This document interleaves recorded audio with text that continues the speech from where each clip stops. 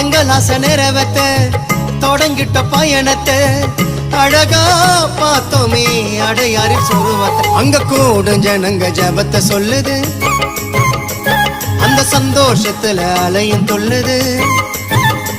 அந்த நீல கடலில் நீந்தி செல்லும் மீனும் கூட உயர்த்தி சொல்லுது, மரியே நீ வாழ்க வென்றது. அந்த மீனும் கொடி மரத்தை ஜபித்து நின்றது.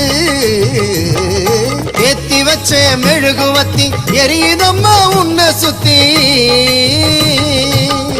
அருள் நிறைந்த மரியே வாழ்க, கர்த்தரும் உடனே பெண்களுக்குள் ஆசீர்வதிக்கப்பட்டவர் நீரே.